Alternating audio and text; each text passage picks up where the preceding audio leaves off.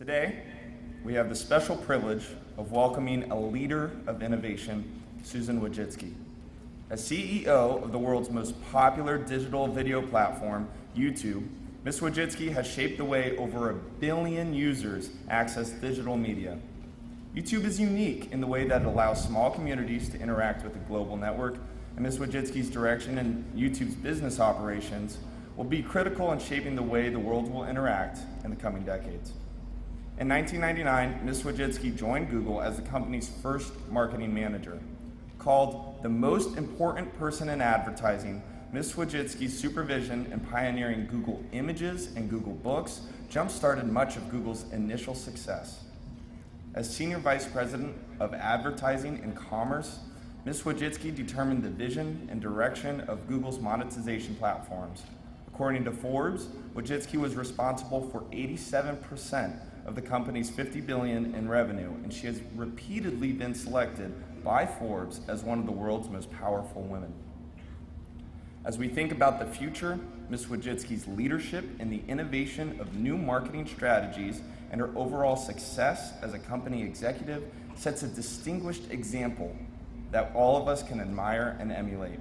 Please join me in welcoming our 2014 commencement speaker, Susan Wojcicki.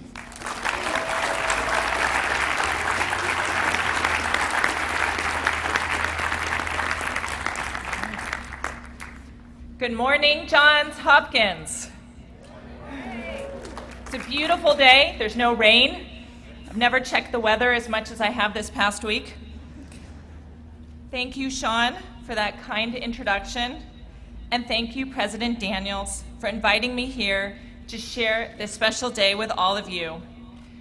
Today is a big day, and I know everyone worked incredibly hard to make it happen, and I'm honored to be here to share it with you.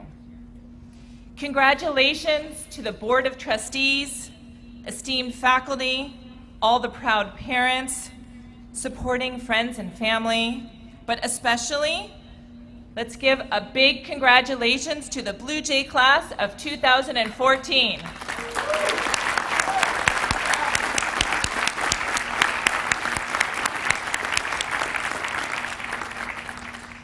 So I thought long and hard about what I wanted to say to all of you here today. I thought about my own commencement and commencement speaker. I thought about lessons learned, words of wisdom offered, and after thinking very deeply about it, I realized I remembered absolutely nothing from that speech. Nada.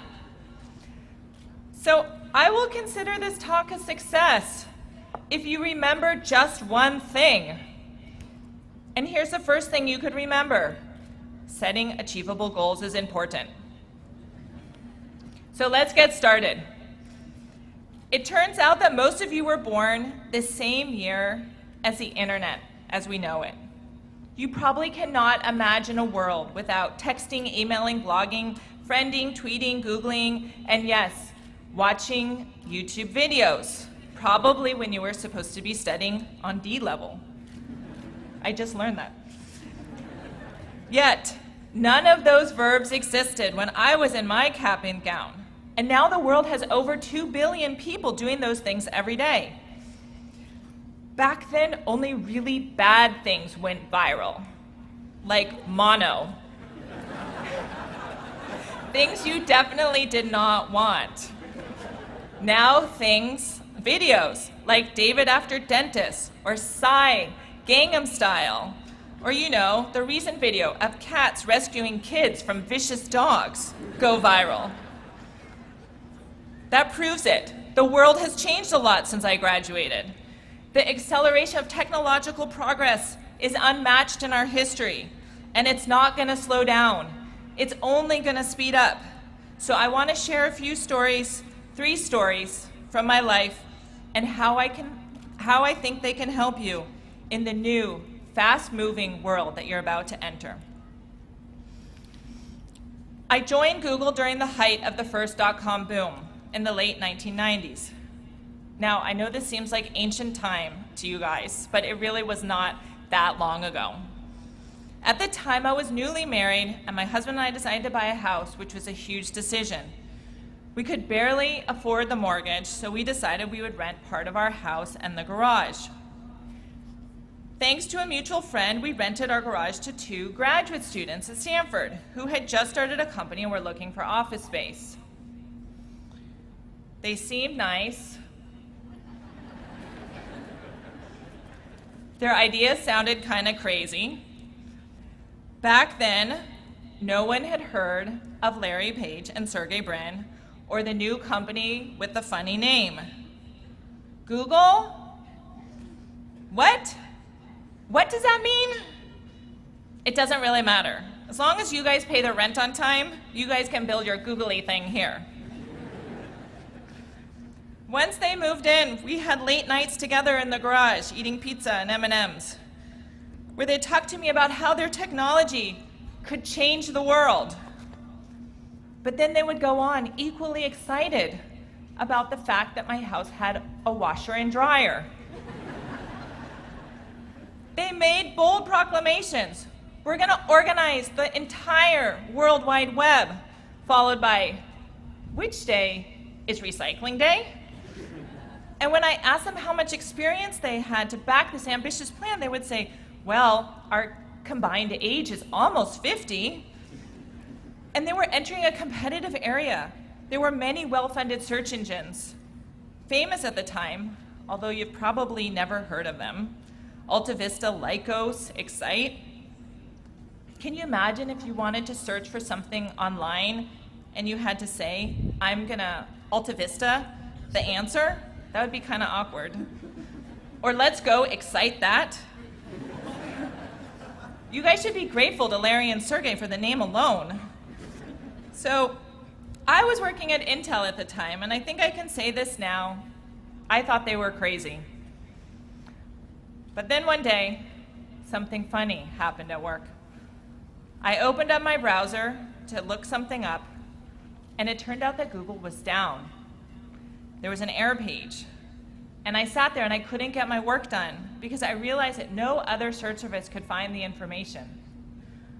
I had become dependent on Google for doing my day-to-day work. And then it hit me, if Google had become so indispensable to me, then maybe the vision that Larry and Sergey had wasn't so crazy. Maybe there were people all over the world sitting at their computers, upset right now because they couldn't get what they needed done because the site developed by those 2 dudes in my garage was down. It turns out that finding information matters. It matters a lot to a lot of people. And accessing that information could instantly empower people across the globe. I decided I wanted to work for Google, which at the time also was crazy. With a mortgage to pay, student loans, I'd have to leave a comfortable job at a Fortune 500 company and work for the guys who lived in my garage at a startup with no revenue, a handful of male employees, and also, did I mention I was pregnant? Now people thought I was a crazy one. So looking back on this, I've learned that life doesn't always present you with the perfect opportunity at the perfect time.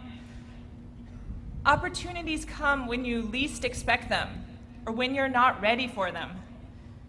Rarely are opportunities presented to you in the perfect way, in a nice little box, with a yellow bow on top. Here, open it, it's perfect, you'll love it. Opportunities, the good ones, they're messy and confusing and hard to recognize. They're risky, they challenge you. But things happen so fast because our world is changing so much. You have to make decisions without perfect information. You have to make decisions based on the fact that the world is going to continue to change. Belief that the status quo will be supplanted by something better. That someone's crazy business idea will become real and important. Belief that this technology, however small today, is going to be big in the future. It could make life better, easier, more meaningful for millions of people, maybe billions. Belief that this groundbreaking cancer research is going to save lives. Belief that next year, Johns Hopkins lacrosse will win the national championship.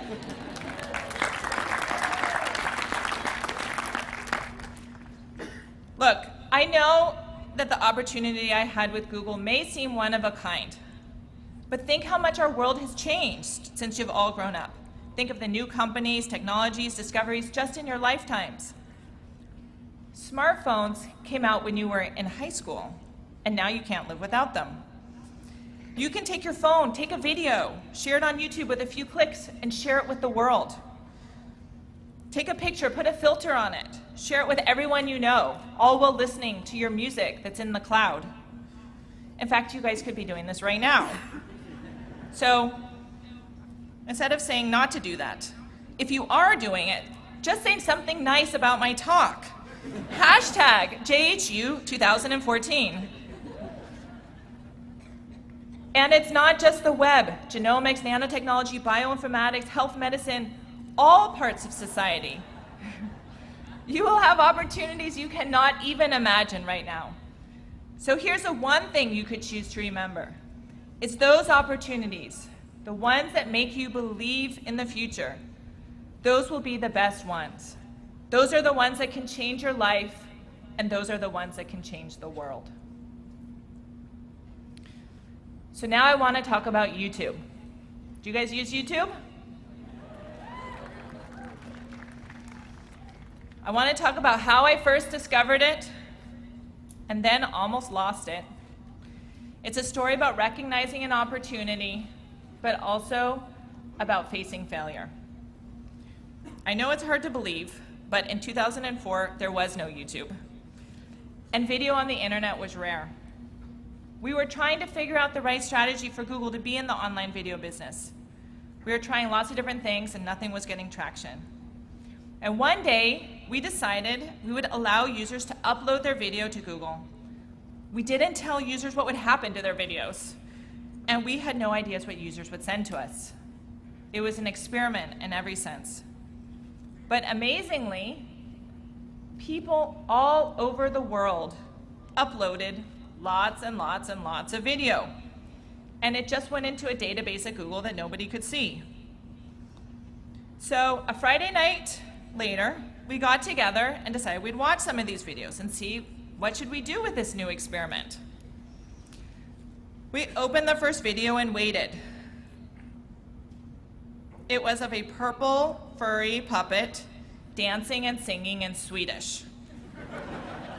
You know, just what we're used to watching on TV. It was probably one of the first user-generated videos anyone had ever seen.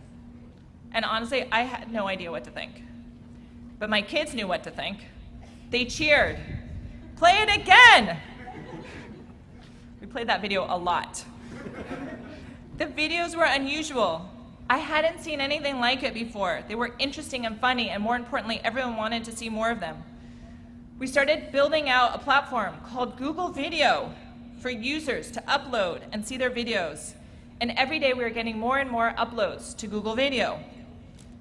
We had our first hit, and it wasn't from where you thought it would be from. It was two Chinese college students in their dorm room singing and dancing to the Backstreet Boys with their roommate doing their homework in the background. And in spite of this, it became the first video to reach 1 million views, which was a lot back then. That clip gave us an insight about the future of video. We realized online video was a new medium, that it could unleash the creativity of people all over the world and also spark the curiosity of people who wanted to watch them. And even though we knew this was early, it had the potential to be big. But soon after we had our initial success with Google Video, another site launched, YouTube. And it started growing faster, a lot faster. And all of a sudden, we saw our newfound success slipping away. And just after we thought we were winning, we found out that we were losing. We were scared and confused. Very quickly, I had to make a tough call. Do we pretend that things are okay and try to fix them and continue to build out Google Video and hope we catch up? Or do we admit our failure and look to acquire YouTube, a company with no revenue, lots of legal liability, it was only a year old and pay $1.6 billion for it? And just as we were making this decision, as if it was not hard enough, an industry veteran, an internet investor, published a well-read article saying, only a moron would buy YouTube. Well, you know how this ended. I guess you can call me a moron. But I had to go to our founders and our board and tell them the product that we'd spent so much time building, Google Video, was losing, and we would have to spend over $1.5 billion to fix the mistake. It was painful, it was public, it was one of the hardest decisions that I've had to make. People on my team quit in revolt. But acting fast, facing up to the problem, making a decision, buying YouTube, and then investing heavily in it was also one of the best decisions that we've ever made. Today, YouTube has over 1 billion users around the world, with 180 hours uploaded every single minute. It's been used to develop stars like Michelle Phan, Smosh, Macklemore, and Justin Bieber, although we won't dwell on that one for too long. It's helped grow companies like Vice, GoPro, and it's shined light on political strife in places like Egypt, Venezuela, and most recently, Ukraine. The global community shares songs like Pharrell's Happy and videos like, well, like this one.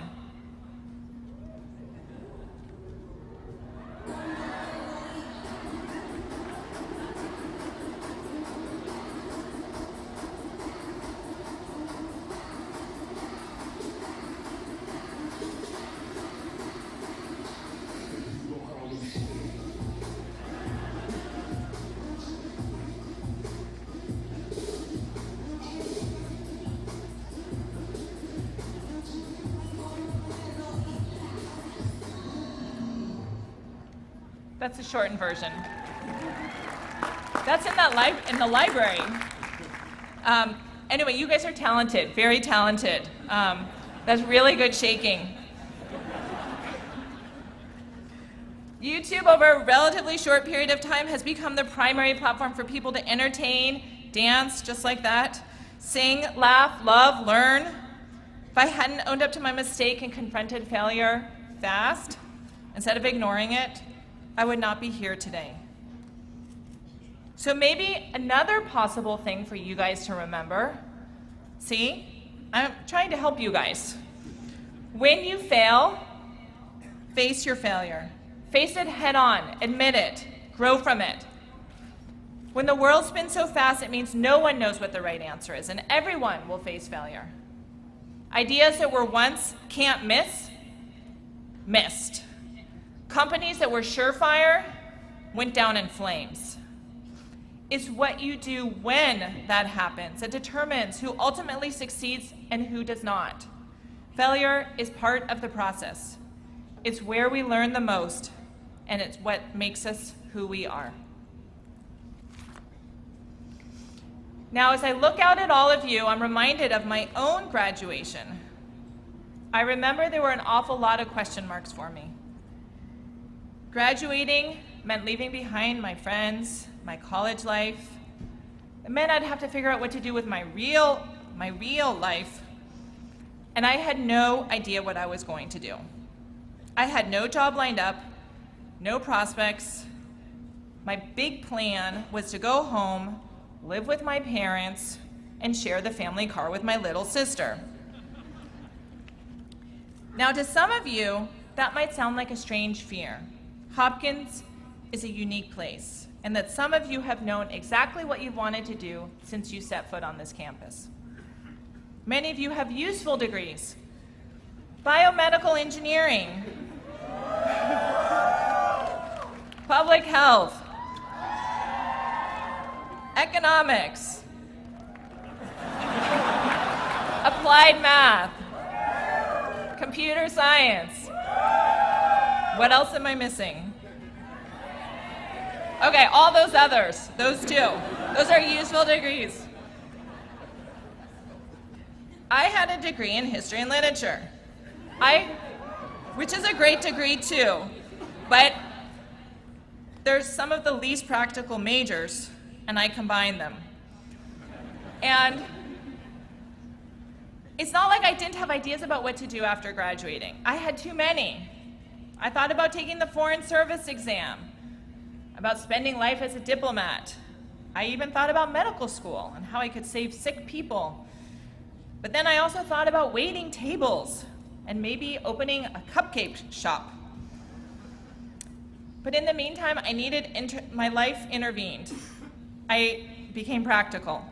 I needed money after graduation, and my parents were not going to pay my way anymore. I stopped worrying about getting the right job, and I focused on just getting a job. And although it was quite difficult at the time, I need to thank my parents for forcing me out into the workforce. My mom and dad are here today. So thank you, Mom and Dad, for making me get up, get out, and do something.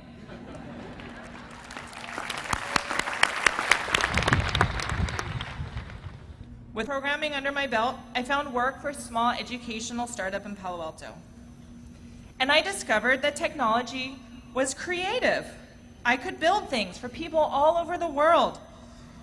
It was the start of a journey that has led me to incredible places. But it was never my plan. So maybe one thing more to try to remember is plans are made to be broken. You need to be prepared to explore a bit, to make decisions on what you find, enjoy, discover. I never would have experienced any of that. I never would have discovered that technology could be creative. I never would have started my career in tech, joined Google, led YouTube, if I'd tried to stick to a specific plan that I had made when I was your age. The internet as we know it didn't exist yet when I graduated. We need to think about our plans being written in pencil, not pen, willing to change as the world changes and as we change. I guarantee you, you will change course, go backwards, spring forward, bounce sideways. Some of you will need to adjust the plans that you currently have because they'll turn out to be the wrong fit. Some of you will start a business you have no idea right now that the world needs. Some of you will fall in love and move halfway across the world. Some of you could open a cupcake shop. Thank you in advance to those people. There's the old John Lennon quote, "Life is what happens when you're busy making other plans."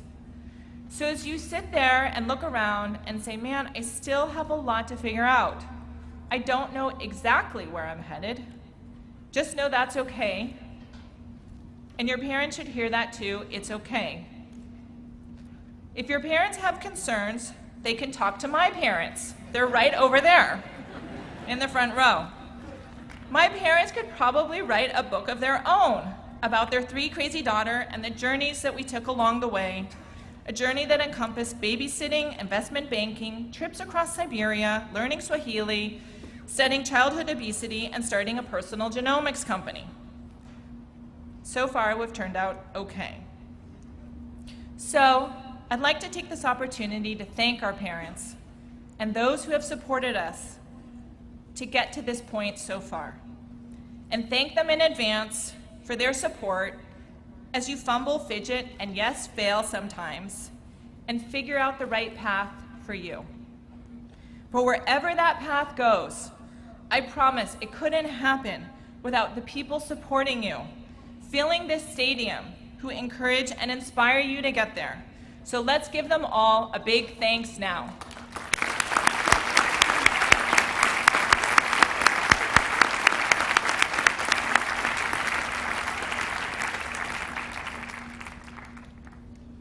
If you had told the Hopkins class when I graduated that the world would be transformed by the internet, that 2 billion people would be connected online, that you would find all the world's knowledge in your pocket, that you could map full genomes for a few $1,000s, that you could develop touchscreen technology that you could talk to, like in Star Trek, no one would have believed you.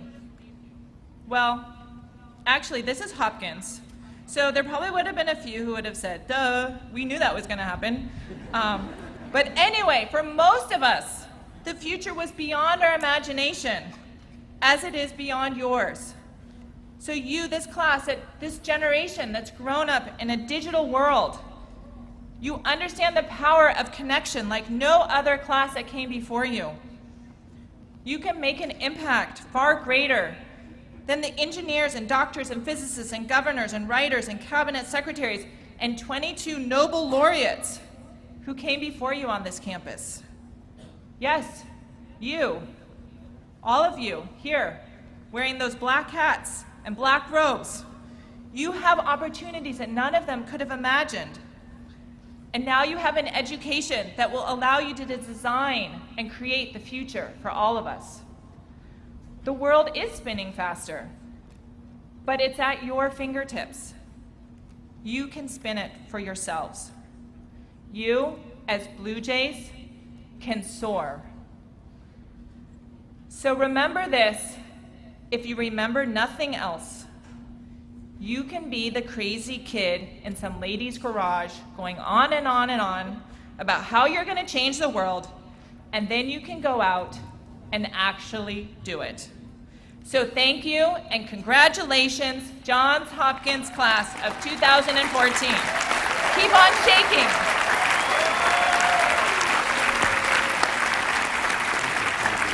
Thanks,